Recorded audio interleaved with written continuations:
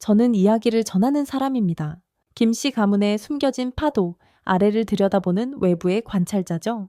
그곳에서 비밀과 아픔이 한 사람의 눈빛과 말투를 통해 서서히 드러나기 시작했습니다. 이야기는 서울의 추운 겨울 오후에 시작됩니다. 바람이 좁은 골목길을 스치며 김영식 씨의 전통 가옥으로 불어오던 날이었죠. 김영식 씨는 60을 넘긴 나이에도 불구하고 여전히 차분한 기품을 잃지 않은 노인이었습니다. 기와 지붕이 살짝 굽은 그 집은 오래된 나무벽으로 둘러싸여 있었고 한때는 따뜻함의 상징이었지만 이제는 누구도 보지 못하는 균열이 생겨난 곳이었습니다. 최미자 여사는 집안의 시어머니로 단단한 성품을 지닌 분이셨습니다. 그녀는 과거 세대의 보수적인 사고를 고스란히 간직하고 있었고 자신의 가문과 이미 세상을 떠난 남편 그리고 외아들 김민호에 대한 자부심이 대단했습니다. 민호는 그녀가 가문의 전통을 잇길 바라는 유일한 희망이었죠. 하지만 민호가 정수진이라는 젊은 며느리를 집으로 데려온 순간부터 모든 것이 달라졌습니다. 수진은 미자 여사가 꿈꾸던 며느리의 모습이 아니었습니다. 염색한 영알색 머리와 부드럽지만 자신감 넘치는 말투를 지닌 그녀는 젊고 현대적이었습니다. 미자 여사에게 이는 받아들일 수 없는 차이였고 수십 년간 쌓아온 질서를 위협하는 존재로 보였습니다. 그날 오후 집안의 공기는 숨이 막힐 듯 무거웠습니다. 미자 여사는 거실에 놓인 나무 의자에 앉아 있었고 마디가 굵은 손에는 낡은 부채가 쥐어져 있었습니다. 그녀의 날카로운 눈빛은 부엌에서 조용히 설거지를 하고 있는 수진을 향했습니다. 뭐가 그렇게 느려? 미자 여사의 목소리가 울렸습니다. 크지는 않았지만 수진이 멈칫할 정도로 날카로웠죠. 내가 몇 번이나 말했는데 이 집은 내 멋대로 할 수 있는 곳이 아니야. 네가 뭔데 저 잘난 척으로 여기 들어와. 수진은 고개를 숙이고 입술을 굳게 다물었습니다. 어떤 변명도 소용없다는 걸 알기에 침묵을 택했죠. 하지만 미자 여사의 미움은 단순한 잔소리로 끝나지 않았습니다. 그 감정은 날마다 커져갔고 마치 마음속에서 꺼지지 않는 불씨처럼 타올랐습니다. 그녀는 수진을 보며 외부인을 이 집에서 자신의 권위를 빼앗아가는 존재를 보았습니다. 아들 민호는 아내를 지켜주지 않았습니다. 그는 성격이 온순했지만 나약했고 늘 평화를 유지하기 위해 침묵을 선택했죠. 어머니, 수진이도 노력하고 있어요. 라고 한번 말해본 적이 있었지만 미자 여사의 매서운 눈초리 앞에서 더는 입을 열지 못했습니다. 노력, 이 집을 망치려는 노력을 말하는 거냐? 사태는 어느 저녁에 절정에 달했습니다. 수진의 시아버지 김영식 씨가 부엌에 들어섰을 때였죠. 그는 말이 적은 사람이었지만 눈빛에는 드문 온기가 담겨 있었습니다. 수진이 저녁 준비를 하고 있는 모습을 보며 그가 입을 열었습니다. 수진아, 너무 부담 갖지 않아도 돼. 그의 목소리는 낮고 따뜻했고 마치 보이지 않는 상처를 어루만지려는 듯 했습니다. 수진은 고개를 들었고 눈가에 감사의 빛이 스쳤습니다. 고맙습니다. 아버님, 그녀가 속삭였고 그 순간 두 사람 사이에 예상치 못한 유대가 생겨난 듯 했습니다. 하지만 미자 여사는 멀리서 그 장면을 모두 지켜봤습니다. 방 한구석에 서서 그녀의 손은 미세하게 떨렸습니다. 그녀의 머릿속에서 영식 씨와 수진의 대화는 단순한 위로가 아니었습니다. 그것은 그녀의 자존심에 칼을 긋는 상처였고 말로 꺼내지 못할 의심을 불러일으켰습니다. 저한테는 저렇게 말해준 적이 없는데 그녀는 생각했고 터무니없는 질투가 마음속에 스며들기 시작했습니다. 그날 밤 미자 여사는 수진을 거실로 불렀습니다. 너 이 집안 사람들 다 홀릴 생각이냐?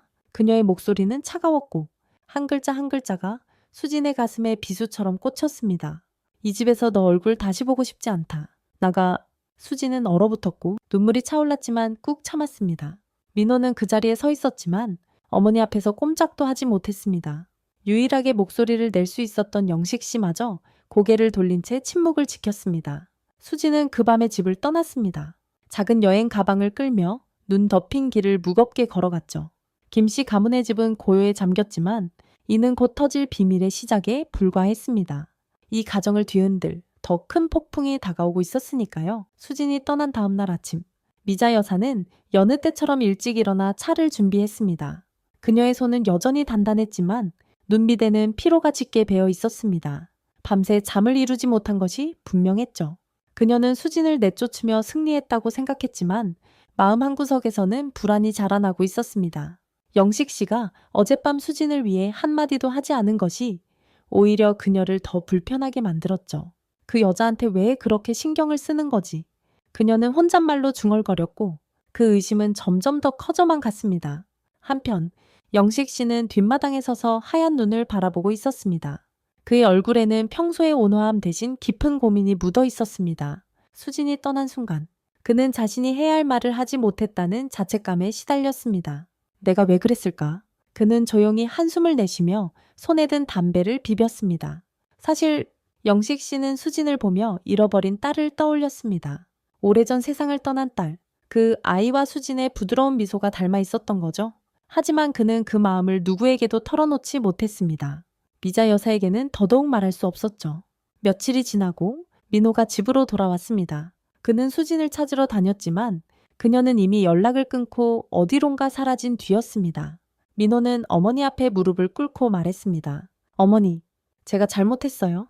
수진이를 다시 데려오고 싶습니다. 그의 목소리는 떨렸고 눈에는 눈물이 고여 있었습니다. 하지만 미자 여사는 단호했습니다. 그 여자는 이 집에 어울리지 않아. 너도 이제 정신 차려. 그녀의 말은 단칼처럼 날카로웠지만 그 뒤에 숨겨진 떨림은 감출 수 없었습니다. 그러나 진짜 폭발은 그날 저녁에 일어났습니다.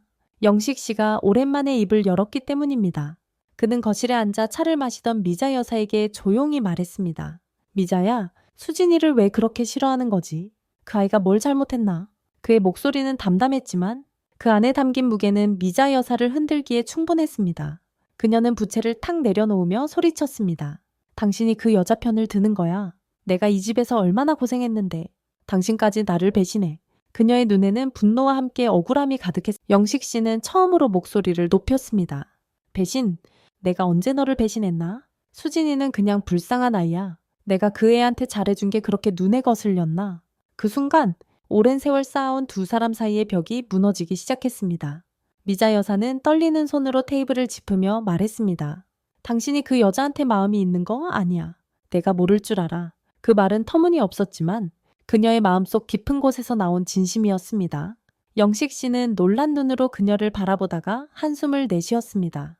미자야, 내가 수진이를 딸처럼 생각한 거야. 우리 혜진이를 떠올리게 해서 그게 다야. 그의 목소리는 갈라졌고 눈가에는 눈물이 맺혔습니다. 혜진은 그들의 죽은 딸의 이름이었고 미자 여사도 그 이름을 듣는 순간 얼어붙었습니다.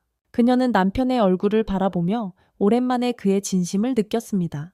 하지만 그 진심은 너무 늦게 드러난 것이었죠. 며칠 뒤 민호는 수진을 찾았습니다. 그녀는 작은 원룸에서 홀로 지내고 있었고 민호의 사과를 받아들였습니다. 두 사람은 다시 시작하기로 했지만 김씨 가문의 집으로는 돌아오지 않았습니다.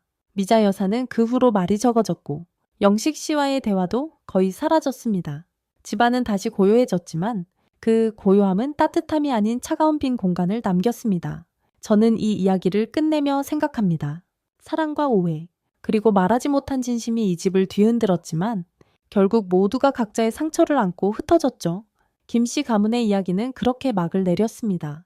눈이 내리는 서울의 겨울밤. 그 집은 여전히 그 자리에 서 있지만 더 이상 예전의 온기를 품지 못한 채로요.